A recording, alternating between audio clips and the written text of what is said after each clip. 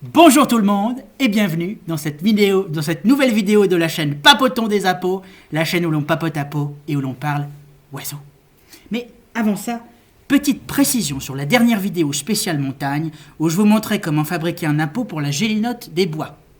Auguste G74 m'a fait remarquer que la gélinote des bois était une espèce menacée et qu'il pouvait être dangereux d'utiliser cet appôt de manière inconséquente. Eh ben, tu as tout à fait raison Auguste, je m'excuse. Mea culpa, évitez donc de sortir avec celui-ci, mais n'hésitez pas à pratiquer cet appôt chez vous, ce qui sera d'ailleurs un bon entraînement pour celui que je vais vous présenter aujourd'hui.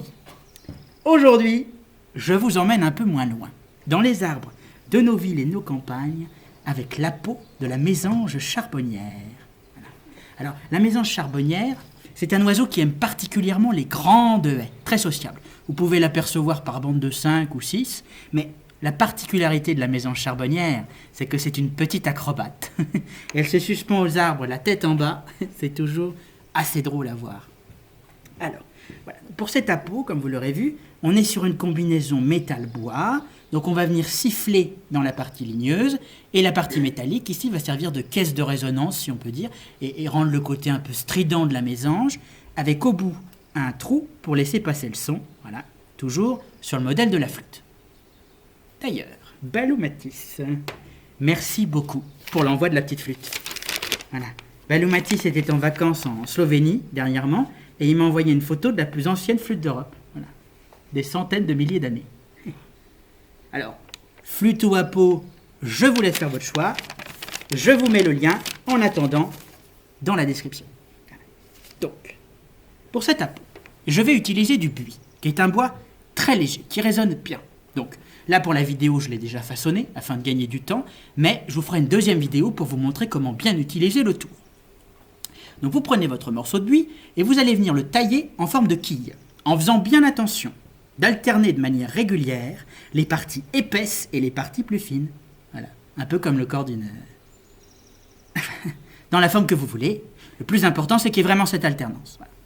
Donc ensuite, vous prenez un embout de type sifflet, un peu le même que pour la gélinote, mais cette fois, quand vous l'appareillez avec la partie en bois, il faut que le trou d'air soit plus bas afin de venir s'insérer dans une troisième partie en forme de pavillon, dite bec de canard.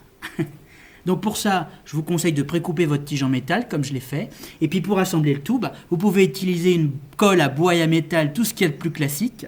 Moi j'utilise l'adhésif et scellon, voilà, mais vous faites comme vous voulez. Voilà. Donc, une fois que vous avez construit votre appôt, le plus important, pour laisser sortir un son, c'est qu'il faut un souffle léger. Voilà.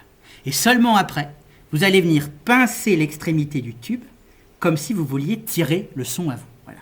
Donc pour chaque souffle, vous pincez et lâchez. Pincez et lâchez. Voilà. Ça vous permettra de bien rendre les trilles de la mésange. Je vous montre.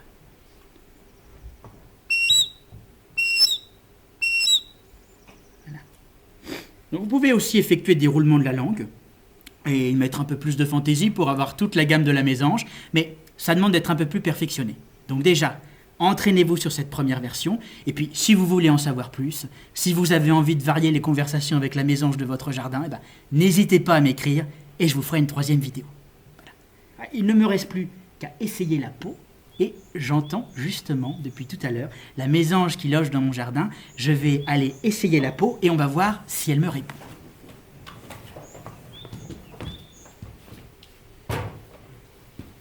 Écoutez.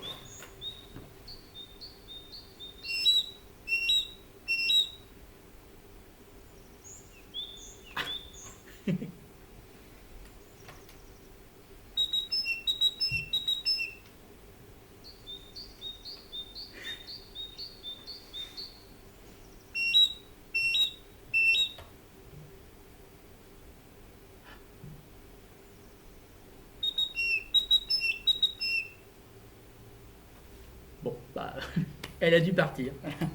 Sur ce, je vais pouvoir ajouter cet appôt à ma collection. C'est le 12e de la chaîne et je suis très heureux d'avoir pu vous montrer son fonctionnement. N'hésitez pas à vous abonner, et puis un pouce en l'air, c'est toujours gratifiant, et à laisser un commentaire. La dernière fois, il y en avait 6, c'était vraiment très joyeux. Voilà, c'était Hervé de la chaîne Papotons des Appos. Je vous souhaite une bonne journée et à la semaine prochaine.